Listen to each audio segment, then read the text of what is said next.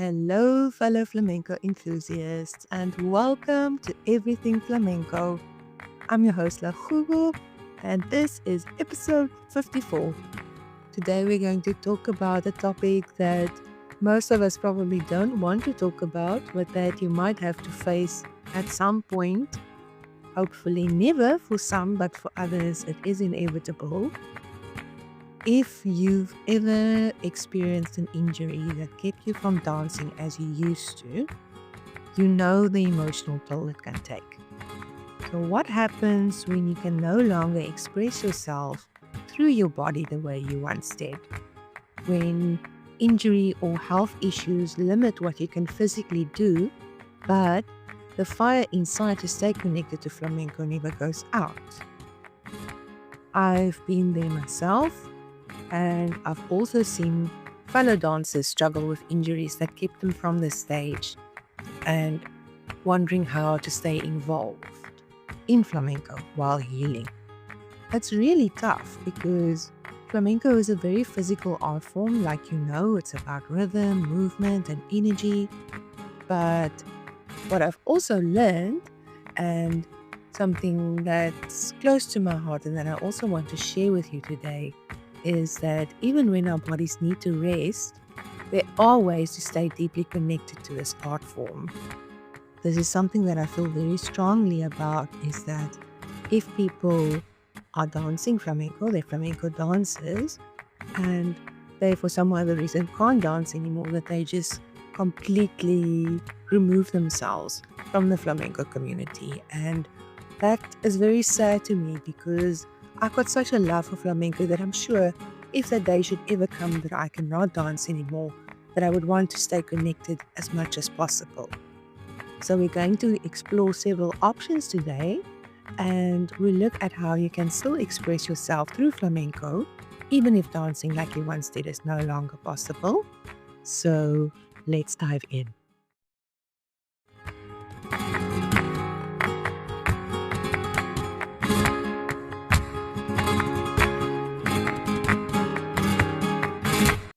Okay, so I don't know how many lessons this episode is going to take because, like I said, most people, if they are dancing flamenco, they don't want to stop, or they'd rather just remove themselves completely instead of exploring other options.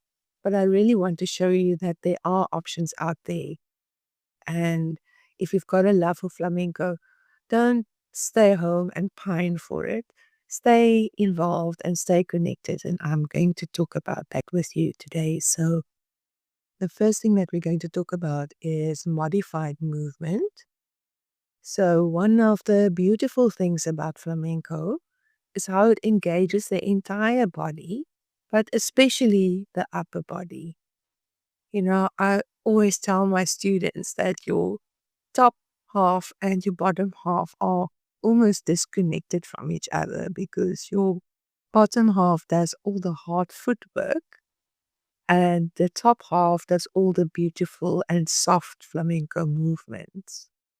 So the arms, the hands, and the posture is essential to expressing the passion and emotion of the dance. And while lower body movements like footwork are central to flamenco, when those movements are no longer possible due to injury or limitations, the upper body can still keep you deeply connected to the art form.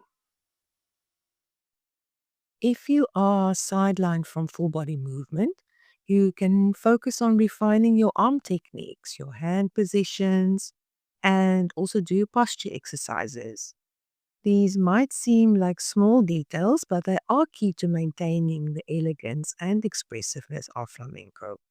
Just think about how we use the hands to create beautiful, intricate floreos or hand shapes, and how the arms carry the emotion of the dance even without stepping.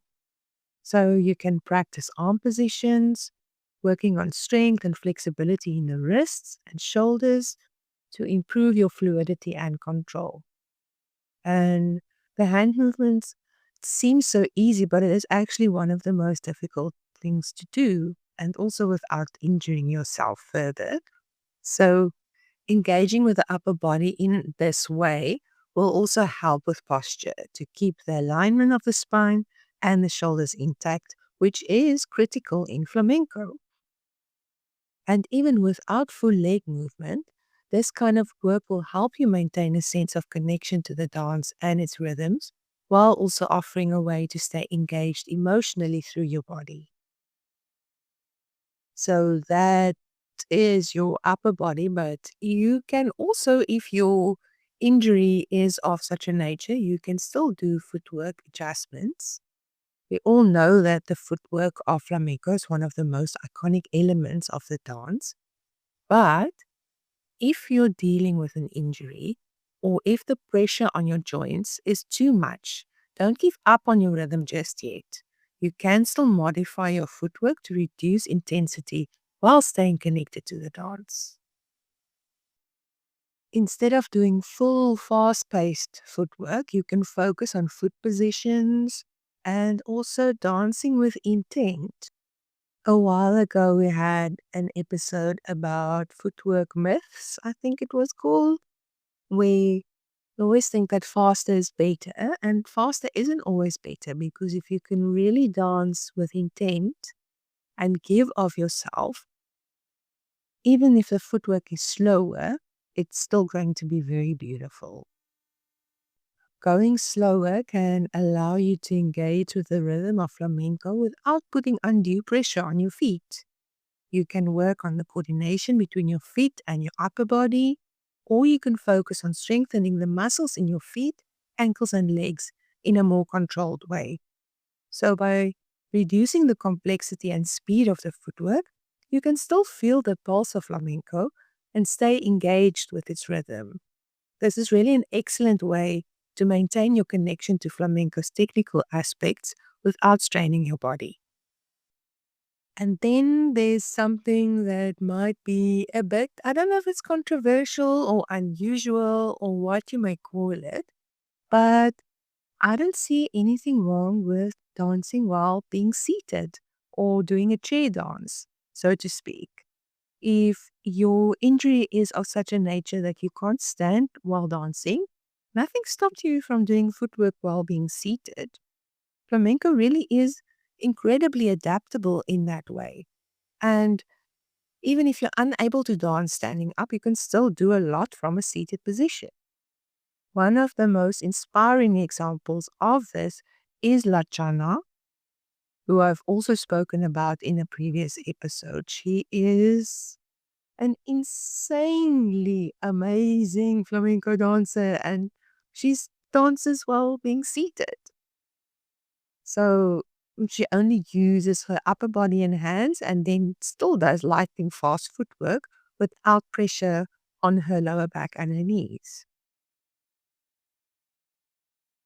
Seated flamenco exercises can really help maintain muscle tone in your arms, your shoulders, and your core, and even your legs, while reducing pressure on your lower body. You can practice hand and arm movements. Obviously, being really expressive with your face also helps really getting into the palo and keep the rhythm with your feet. It doesn't have to be lightning fast, like I said, but yeah, it can be a wonderful way to maintain your connection to flamenco's emotional depth while limiting physical strain.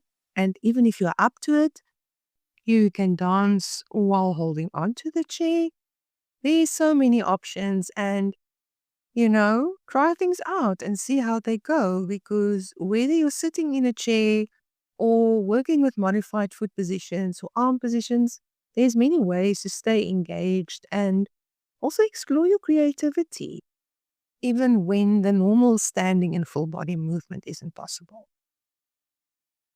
If the physical part of dancing flamenco really is impossible, even with modifications, you can still stay connected by diving deeper into flamenco history, music, and cultural context, because flamenco is a centuries old tradition that encompasses music, song, and deep cultural heritage. And you can immerse yourself in the various parts of flamenco. I mean, While I'm researching for this podcast, I have gone down so many flamenco rabbit holes. I cannot even tell you. It is a wonder that I can't speak Spanish fluent yet. That's really just, yeah, the amount of information that is out there, just if you are willing to look a little bit and research a little bit. It's really amazing. There are so many polos that you can look into and learn about. Not only the ones that are being danced now, but even ones that used to be danced in the past and have kind of now fallen off the wayside. You can look into how they all fit together, how maybe some have evolved into others. For example, you have male dances that are still being danced today, intense solea, lively alegrias, or the dramatic and fun bulerias. And each palo has its own rhythm pattern, and understanding these can deepen your connection to the art form. You can also learn about famous dancers who have shaped flamenco over the years, such as Carmen Amaya, who we've also spoken about, Antonio Gades, who is famous for his flamenco movies, and then more contemporary figures like Israel Galvan, who is so experimental, but his rhythm is just so amazing, or Rocio Molina. You can go look her up on YouTube. There's an amazing dance that she does within a little sunken box on a stage. I don't know what it's called, but if I can find it, I will link it in the description. The history of flamenco is full of incredible artists who have pushed the boundaries of the dance. So there's so much to explore. You can look at the music from the soulful cante or song to the intricate rhythms of flamenco guitar and the percussive tapping of the cajon. So even if you can't physically dance, this intellectual exploration helps you to stay rooted in the culture and the essence of flamenco. And it can really keep your mind engaged. I promise you, all of that can keep you busy for a long time. And you will maybe even develop a deeper love for the art form because you are expanding your understanding of it. If you don't feel like delving so deep into the history and the polos, you can focus on a more active form of engagement with flamenco through mindful listening and visualization. Even though you may not be dancing physically, you can still engage your body and mind by paying attention to the different elements of flamenco music. You can try listening to a piece of music and really focus on the individual instruments, the strumming of the guitar, the singing of the cante, or the clapping of the hands, the palmas. You can listen to the rhythm patterns, the changes in intensity, and also where the accents are given, especially in bulerias when they might change it up, and listen to the emotional tone of the music. This will keep you connected to the flow of flamenco and its inherent structure. Even if you can't dance physically, you can practice visualization. We've also touched on this in the last episode. Imagine yourself performing the movements that go along with the music. Picture the footwork, the hand gestures, and the fluidity of the body that you would typically execute in response to the music. You will not believe me, but visualization really is a powerful tool, especially in dance, as it allows you to practice the movements in your mind. And that can also help maintain your connection to flamenco, even if you can't physically do that. And it might be mentally tiring, but if you are up to it and you really want to, then that's a great tool to use. Because this type of practice keeps you mentally and emotionally connected to the rhythm and the spirit of flamenco. Ensure that you still a part of the art form, even in a non-physical way. Something else that is so much part of flamenco as an art form, well, what we've experienced here in South Africa, is really peer support and flamenco community. Don't hide yourself from that. Really make an effort to stay involved in the dance community, because you will stay connected with others who love the art form and really understand where your passion is coming from. And one of the easiest ways to stay involved is by attending performances, whether it's a local show, a festival, or a recital. If you watch live flamenco, it can reignite the passion and energy you feel for the dance. It reminds you why you love flamenco in the first place. And being surrounded by people who feel the same will make you feel supported. Here in South Africa, we also try and have a lot of social events, so participate in those. Even if it's informal gatherings, if there's little birthday parties held after class, you know, take part in those. Stay connected with your flamenco community, because if you also spend time together as much as we do, attending classes every week, you become friends. It's not necessarily friends in the traditional way, but these people are your support. And, chatting to them as well can make you feel more understood and provide a sense of comfort and really help you feel less isolated. If your teacher allows, go and watch the flamenco classes. Even observing other dancers practice can give you valuable insights, can inspire you, and even spark ideas for when you're able to return to dancing yourself if you can, or maybe help you explore other ways of staying connected. Another great way to stay connected is by taking on behind the scenes roles in flamenco events. Flamenco is so collaborative, and every performance or festival requires a team of people to make it happen behind the scenes.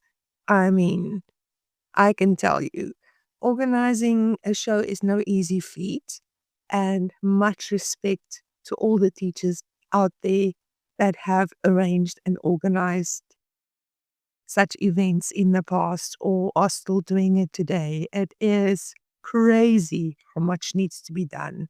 So you can really be a valuable support by helping with hair, makeup, costumes, organizing. There's so many things you can get involved in. And these roles are so crucial and can give you a hands-on way to stay involved without having to perform. You can even offer your assistance with stage management, ensuring everything runs smoothly during a performance. And if you enjoy organizing, consider helping with the planning or logistics of performances or events. You can even try your hand at marketing or social media for a festival, or even help running the page of the school that you're at, or support event planning behind the scenes. There's so many options in this category. Really, you can, if you want to, put your hand up and get involved. It will really make you feel more part of it. Even if it's taking pictures for class or videos, stay connected. Something else, and I think I probably should have said this first, is to talk to your teacher. When you are dealing with an injury, it's important to communicate openly with your teacher. You can discuss your injury and ask for their guidance on how to adapt your practice, or they can help you with ideas on how to get involved in other ways or how to stay involved. Because remember, a teacher is there not just to help you learn choreography, but also to ensure your health and well-being. Please don't be afraid to lean on their expertise, as they will likely have experience working with other dancers who've been through similar challenges, and they will really be able to help you.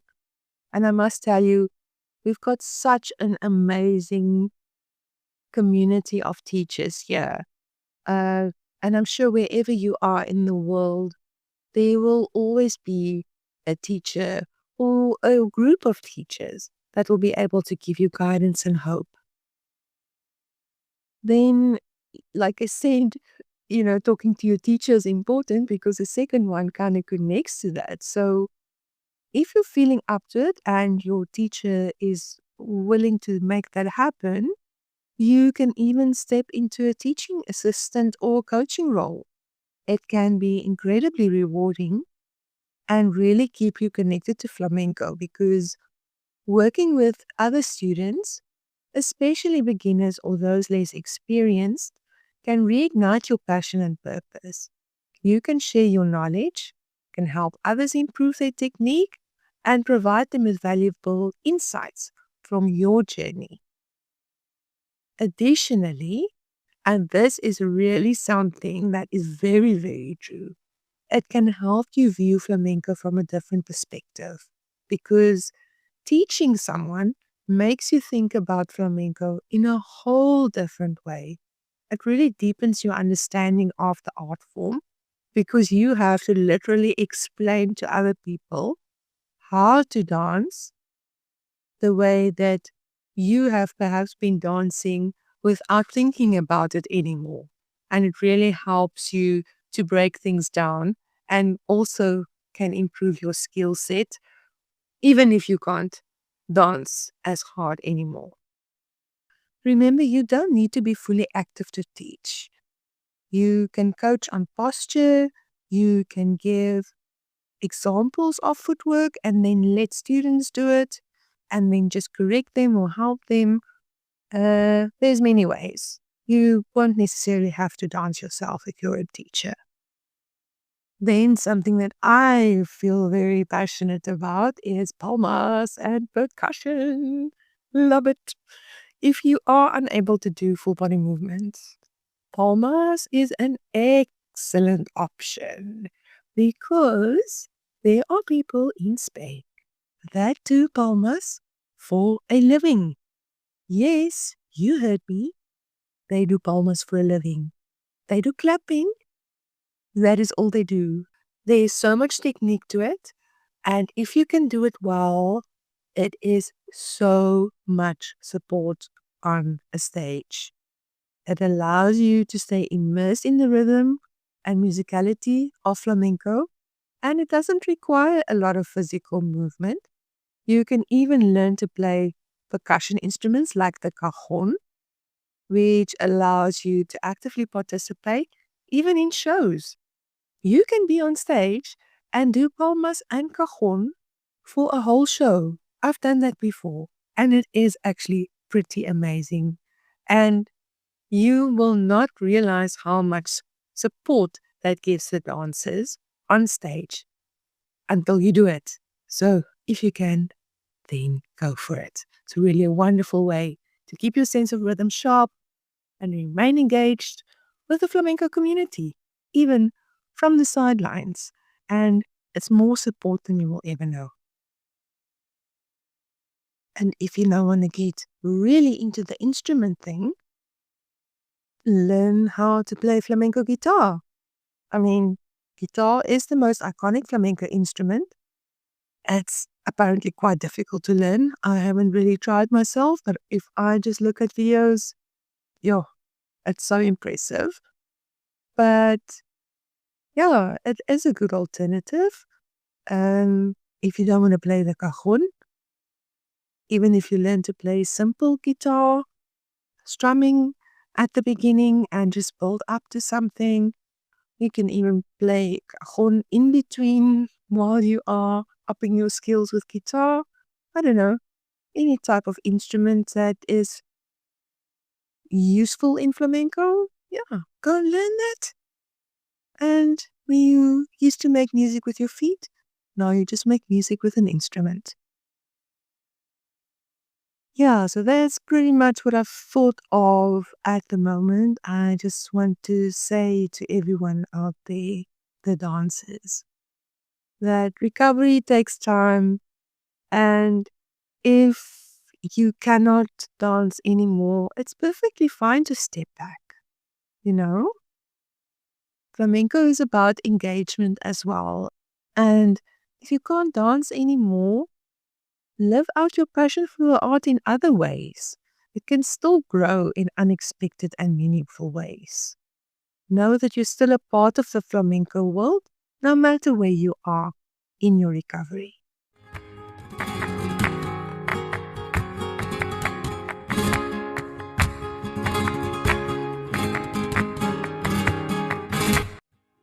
So that is the end of episode 54. I just want to leave you with a hopeful thought. Flamenco will always be there for you. When you hopefully eventually are ready to return to the dance, or even if you will not be able to dance anymore. Your love for flamenco is not defined by the steps you take or the movements that you make. It's defined by your heart, your passion, and your willingness to to stay involved, to keep learning, and to keep exploring. And while you heal, whether it is from the physical injury or you're dealing with your mental challenges, to accept that your injury is never going to heal up to a point where you can return to dance, remember that flamenco will adapt with you. The connection that you have with the music, the rhythm, and the emotion of flamenco can always be nourished in different ways. So it will help you stay connected, return to the flamenco community with a renewed sense of appreciation and a deeper love and connection to the art. So until next time, when we talk about, I don't know what we're going to talk about because I've been shuffling episodes around, but we'll talk about something flamenco. I will chat to you then. Ole!